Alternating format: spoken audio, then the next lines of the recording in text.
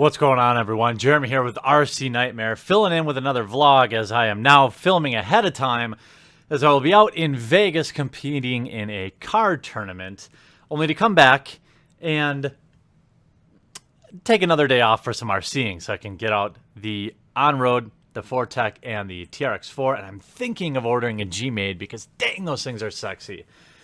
So, over the years, I forget which year I even started this YouTube channel. It's probably almost 10 years old now. And one thing has always kind of been true in terms of what I see people doing or the comments in the comment section, and even my own biases. And that is there is an absolute ton of brand loyalty. So I know a lot of it comes from being young. You know, I know a lot of you are in your teens or early teens, and it's easy to use hyperbole or to be, overly exaggerate things to make your point. And even I've been guilty about this. But what I wanted to discuss in this end of week vlog here before we get back to some running footage is the brand wars. When I got into RC, there was basically, in terms of bashers, maybe 3 or 4 major brands. There was Traxxas, there was HPI. Those are kind of the two big boys. And Team Associated kind of owned the track. And, it's hard to really go outside of that. Nowadays, let me give you a list of what I see. I pulled up a recent list of RC manufacturers, okay? Arrma, ECX, HPI, Kyosho. Well, Kyosho was there when I started too. Losi, Red Cat, Schumacher, Serpents, S-Works, Team Associated, Team Losi, Techno RC, Traxxas, X-Ray, Yokomo, Axial, Agama Racing, CFN Racing, Dramata, HB Racing, Helion RC, JQ Products, MST. So much. And that's like just a small fraction. And what that tells me is, sorry, I have some allergies here, is the hobby's growing. And I think why we saw a bunch of these people move in is simple. Outside of Traxxas, RC is expensive. If you want to get like a good kit, in my opinion, a good basher, it's $500, right? You want something 4-wheel drive, you want something brushless. Yes, I know, before you start raging on the keyboard about some magical $400 one or $300 one. Yes, I know there are exceptions, but I'm saying 3 or 4 years ago, there really wasn't. There was like Arrma and Helion and, a couple other, like Team Durango, although Team Durango is not cheap at all. Viterra, they were kind of coming out as a little bit cheaper options. But to be honest with you, they were a lot cheaper, right? They were cheaper, but also they would break, and you can't get part support. And the thing about RC and then people always ask, golly, you're such a Traxxas lover. Yeah, that's because if I break an A-arm, I can go 2 minutes to my hobby store and get a new one and walk out and be back out on the bash course in a half hour. If they had all the obscure parts, like if I lived in California and I lived by the A-Main store, or near some huge tower hobby store, I would be a lot less picky. Unfortunately, I have to run the stuff like there's nothing worse than having a $5 part put your RC up on the racks. Losi's great. I love it. Was really looking at getting their desert buggy, a couple different things maybe for testing for the channel. I definitely want to get a Summit again, but I don't want to get another Traxxas. And it's hard for me because I can't get part support, but that's neither here nor there. What I want to talk about is brand loyalty. Why am I loyal to Traxxas? Well, their stuff has never steered me wrong. Their customer service has always been good, and their products are great. Do they have duds? Absolutely. I was one of the people that paid $1,000 for an XL1, if you can imagine that. And I don't think their 2-wheel drive brush systems are that great. And I certainly don't think everything. I think their rally car, the 4x4, isn't that great. It's just a knockoff of the Slash. believe me, they put out more garbage than they do put out gems. Things like the Traxxas Stampede 4x4 VXL, the Slash 4x4 VXL, the Summit. These are, in my opinion, Emax, eRevo, these are like industry standard.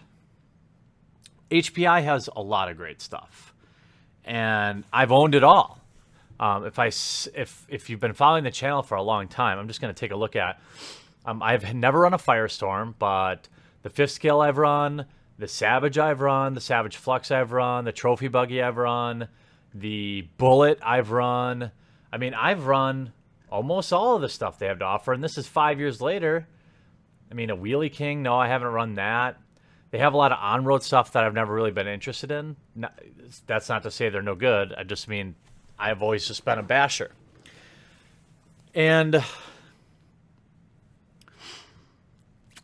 what I'm hoping is, well, first of all, what I would like to know, what I would like to discuss is, what is your favorite brand? What's kind of your go-to brand? But I want the people in the I want you all in the comments to kind of not be crazy, right? Like, just because I think Traxxas is the best bang for your buck doesn't mean that I think Team Durango sucks. And it seems like that's how people react. Like, back in the day when I used to review a lot of HPI stuff, and I would say, God, freaking HPI RTR suck, I would get roasted by people who just love them and just never had any problems with them, at least according to their comments. But if you go back to the catalog of my channel, every single HPI RTR brushless system I had problems with. Burned out ESCs, burned out motors. I had one that was DOA. I mean, these are 3 different models.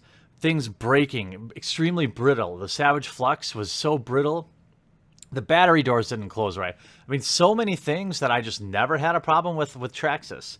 Now, I totally acknowledge that I could have just gotten lucky, right? I've only owned maybe 30 or 40 RCs. And each HPI that I've purchased, for example, I only bought one of them. And maybe I just got unlucky. I hit a bad run. I do like their Vorza Flux HP A-scale buggy. That thing seems pretty nice.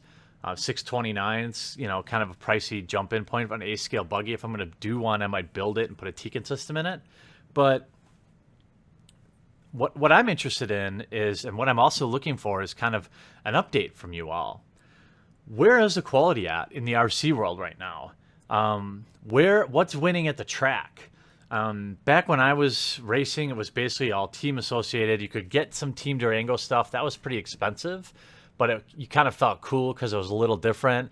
HPI did all right out there. The Blitz, I remember a lot of people running that. What's winning on the 2-wheel drive short course trucks? And what's going on with 4-wheel drive short course trucks? I know that Traxxas has never been a racer, even with their LCG. They're just not built for that. But I'm interested. I'm definitely interested. Team Associated, for example, I've always really liked their stuff, but I actually had their 4x4 with the belt drive, and that thing was a piece of junk. I had nothing but problems with that thing. And but my Team Associated B4 and my B44, those things were amazing. Loved them. So I guess what I want to get the discussion going on is, what brands do you like? Where is everybody's quality at?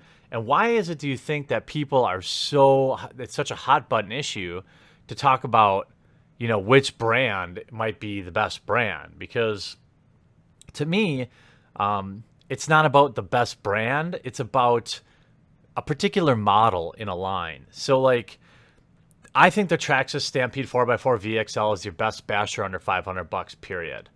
But I also think, like, their Emax is overpriced, and I think their two-wheel drive monster trucks, the Stampede two-wheel drive, is no fun.